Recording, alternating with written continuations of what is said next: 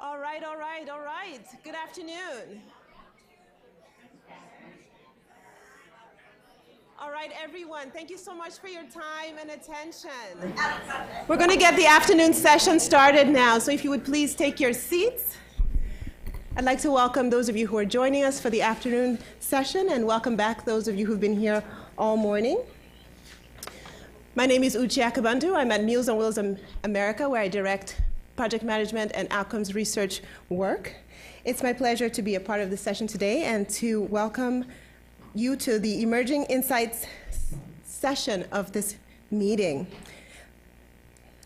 Our first speaker is Judy Locher. She's from the University of Alabama at Birmingham, and Julie will be speaking to us about factors influencing individuals who are 50 plus. I'd like to remind all speakers to please speak into the microphone here at the podium, or I can offer you a lavalier. Okay, thank you, Uti. Where do I move forward? How do I progress? Thank you. Okay. So my name is Julie Locher, as Uchi said, and I am a medical sociologist and health services researcher. The title of my talk, I changed it a little bit because I looked at that. Factors influencing the 50 plus. What does that mean? So I have a subtitle, Challenges in Meeting Dietary Needs. So all of my work related to nutrition and aging is supported by the National Institute on Aging as part of a Career Academic Leadership Award. So what I want to talk about is, first, what do we mean by meeting dietary needs? And I want to give a definition of food security, and then look a little at nutrition risk and malnutrition, and then get into what some of those factors are that influence older adults or the 50 plus in meeting their dietary needs. So this is a model proposed by the World Health Organization called the Pillars of Food Security. And I think this particular model encompasses a lot more than what we typically think about as food security. It relates to food availability, that is, having sufficient quantities of quality food available on a consistent basis, food access as well, meaning having sufficient resources to obtain appropriate foods for a nutritious diet, and food use, which is a little bit differently than many of us think about food security, and that involves appropriate use of the foodstuffs based upon knowledge of basic nutrition and care, as well as adequate water and sanitation. The base of this pillars of food security is that there's stability of all those in terms of availability, access, and use at all times and through the life course. And that's generally the way that I think about food security and meeting dietary needs. This is a model that Gordon Jensen and some of his colleagues worked on, looking at how we can come up with a more standardized definition for malnutrition. And it starts off with this idea of, is there nutrition risk present? And that's defined as having compromised food intake or loss of body mass. And the extent to whether or not inflammation is present or not is going to define whether it's starvation-related malnutrition, that could be either starvation or anorexia nervosa, or whether it's disease-related. This is a model that is frequently used by me and several others in this room. And one of the speakers in this session, Joe Sharkey, and I wrote a paper where we applied the ecological model to food-related behaviors of older adults. And I'm going to look more in-depthly at some of these things in a few minutes. This is a model that I put together several years ago when I started doing observational studies trying to figure out what all the factors were that could potentially influence, either positively or negatively, people's food choices or eating behaviors, as well as the constraints that are placed on people. One of the things that is should be pointed out about this particular model is that it focuses primarily on the individual level. And that's what most of us historically have done. I think that the focus of this session is to a large extent as well on the environment or the ecological setting. And that is something that has been missing from nutrition and aging research. This is a multidimensional model that takes into account the medical, oral health, pharmaceutical, et cetera, aspects as well. So what's not illustrated in this particular model is that there's a whole lot of interaction going on between these different domains. I might be the only person who brings this up today, and I have to because I hail from the University of Alabama at Birmingham, and some people will get that when I say this, and that is that limitation of my own work, as well as much of the work that's been done in the area of nutrition and aging, is that it's based upon individuals' self-report of dietary intake. And that's problematic for a whole lot of reasons. And maybe sometime we can get beyond reliance upon self-report and develop other measures or consider other outcomes as well. And other people are going to be talking about that last component tomorrow. Callie Thomas is going to be talking about different health outcomes in assessment of nutrition-related influences. Okay. The other thing I wanted to say about this particular model is that it makes this assumption that these different factors influence eating behaviors and that ultimately these eating behaviors are going to impact some health outcomes. It's not actually that straightforward, and in fact, the directions of the arrows could go in the opposite way as well. There are probably few people who have looked at a multidimensional approach to the study of eating behaviors. Joe Sharkey is actually notably one of those who has done longitudinal studies that have subsequently looked at health outcomes as well.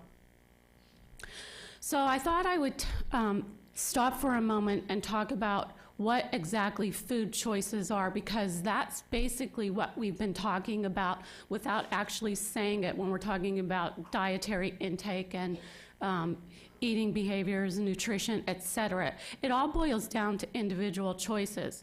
And so those choices are actions that involve making a food-related decision when faced with two or more options. Now, food choices can be made at the global, societal, community, institutional, organizational, or individual level. Most of my talk is going to be focused on the individual level, but that does not mean that those choices are not impacted by decisions that are made at all of those other levels. This is a model of food behaviors that's put forth by Jeff Sobel and Carol Basogny at Cornell University. I really like this model a lot because I think it's quite comprehensive, and you can refer to their 2009 paper. I also like it because it's informed by their research that they've conducted with older people. So the matters related to food choices are not those related exclusively to what one puts inside their mouth or that related to consumption, but it involves a whole lot more related to acquisition, preparation, service, consumption, storage, which takes place all along that continuum of sequences of food behaviors. And it also involves whether we share our food with other people or give it away, and also finally cleaning up after ourselves. So several years ago, and actually in most all of the work that I do with nutrition and aging, which has been going on for probably at least 15 years. One of the first questions that I ask people as an icebreaker in some of my very long studies that sometimes include 30 pages worth of data collection. As an icebreaker, I ask people to describe to me what their favorite foods are and allow them to really go on as long as they like. So these are the top 10 favorite foods of older adults living in the greater Birmingham area. So what a graduate student of mine reported on this data. What you see here are fried chicken. For those of you who hail from the north, you might not recognize some of these foods. I'm not from the south, and before I moved to the south, I knew about spinach. But in the south, we've got collard greens, which is that green dish in the middle. We've got turnip greens, which is the green dish on the left. We've also got turnip greens and poke salad. Poke salad and the turnips did not make it on this list. But green beans, fried catfish, cornbread, apples, go figure, I don't understand that one. Potatoes, sliced tomatoes, ice cream, steak, and macaroni and cheese, of course. So, and there's a whole lot more. Now, I guess a few things that I'd like to point out from this slide is that there are favorite foods or choices that people make that are based upon their early experiences. The foods that we prefer to eat are those that are based upon foods that are specific to what we ate in our household and specific to our region. Those things don't change very much. That is with a caveat and in deference to the first speaker today who mentioned that older people do like novelty sometimes. People who are better educated, and to the extent that better education is linked with higher incomes, are more likely to be willing to try new and different foods, but others aren't.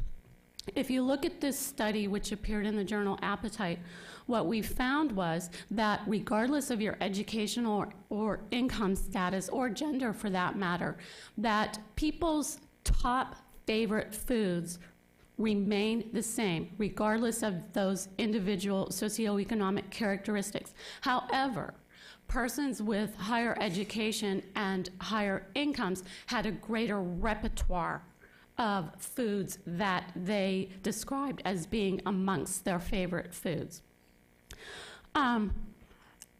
Related to the idea that people's food habits are formed early in life, I also wish I could have the photo from the first speaker where he showed the older person in the grocery store amongst all of the different types of yogurt.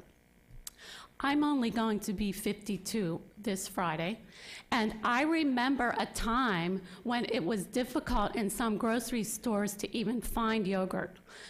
Yogurt is one of those foods that has only come into fashion within the last approximately 15 years.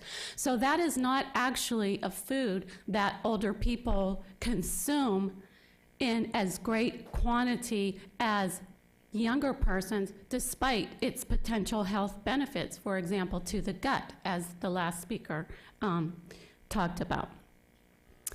So moving back to that ecological model, I want to break this up a little bit and talk about the different levels. So at the individual level, older adults, as well as middle-aged and younger adults, make food choices based upon three primary factors, and that includes sensory appeal, which is taste, convenience, how easy is it to prepare, how long does it take, is the food readily available, and price.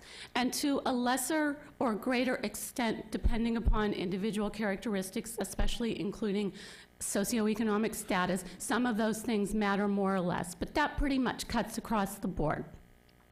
As I already mentioned, food preferences are also based upon habit, custom, and tradition, what we learn in our families and what we learn in our regions and ethnic groups. Different things impact food choice, including health status, functional status, cognitive status, oral health status, sensory deficits, medication usage, and so on. When you ask people, and we've published this data, and other people have published similar findings, when you ask people what limits them being able to consume the foods that they want, they talk about their health, being on a special diet, and being unable to shop for oneself. And typically, matters related to health or being on a special diet are related to recommendations that their healthcare providers give them. Being unable to shop for oneself also extends to whether or not people have caregivers who will buy them the foods they want, which frequently isn't the case because lots of times caregivers want their loved ones to eat healthy, which is not what they want to do. It also depends upon whether they have a car or transportation to get them to where they need to go. And knowledge about the healthiness of food is variable, not just among older people, but as well among younger people. And it's not typically the primary reason that older people make decisions about what foods they're going to eat. At the interpersonal level, we know that people who are married or who eat with other people, especially with people who are family members or friends, eat more and eat better, mostly. There's a caveat to that, and that is in younger persons, we know that people who eat with people who eat a lot eat more, and people who eat with people who eat a little eat less. Those are based on randomized controls trials, and those findings have not been evaluated in older people. Researchers at Harvard University have done some network studies that include some older people and find that if you have friends or family members who are obese, if you hang out with obese people, you're going to be obese too. However, there are lots of criticisms of that research, but it's worthy of future investigation. We also know that people who have adequate social networks or social support are also less likely to be food insecure, especially if you have a spouse or a caregiver, and the best caregivers to have are women. So either a wife, a daughter, or a daughter-in-law. I hate to say it, but it's true. Especially with matters related to food. Men can do other things, particularly instrumental things, but in our findings and others, this particular area is better left to women. And I'm not a sexist. Okay. At the institutional level, there are particular structures and rules for eating behaviors. And we don't like to think about these existing within the home, but they do. Typically, people have 3 meals a day. And surprisingly, few older people do not follow this pattern that is a lifelong pattern. There are rules regarding what foods are consumed at different times of the day. So what is considered appropriate breakfast food and so on. Oh my goodness, my orange light is on already.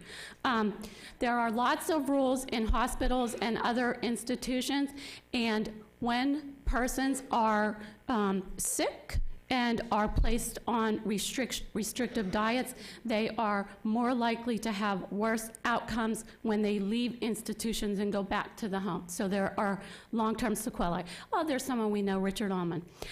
Community level. Richard's going to talk about life space, so I'm going to skip that. Perceptions of safety. People who limit their activities because they fear they're going to be attacked, and maybe Irene will talk about this, or don't feel safe in their neighborhoods, or feel they're going to be discriminated against, and we've published this data, are more likely to be food insecure. I think that Joe's going to talk about resources, so I'm going to skip that too. And tomorrow, Sally Alaka and other people are going to talk about other community level things. Transportation is major. It's probably one of the major things that matters for older people. Someone else is going to talk about these policy levels, and I'll let that go. I want to go to what I really want to finish with, and that is, the longer I've been doing this, and the longer I've been doing randomized controlled trials involving older adults and trying to conduct studies where we engage people to make choices themselves or adopt self-management approaches, I find that they're not so effective. And the evidence is there with respect to whether they're obesity interventions or trying to get people to eat more. Brian Wansink and Jeff Sobel at Cornell University estimate that people make 221 decisions a day regarding eating. More than 200 of those we don't even think about. Individuals have their capacity to make rational decisions are constrained by the information they possess, limitations involved in cognitive processing, and the time it takes to make those decisions. And older adults have more food decisions to make, especially with regard to their health, that are very complex and time-consuming, and they don't have all the information. So the more I think about this, the more I think we need to start thinking about some of the work that Brian Wansink is doing related to mindless eating. Most of the choices we make are not consciously made. People think they make conscious choices, but they don't, regardless of age. And choices are based more upon environmental cues that Yen is going to talk about, social expectations for what the qualities of those foods are, distractions, as well as having others in our presence. I think we need to start using insights from behavioral economics to design our intervention studies in nutrition and aging. Thank you.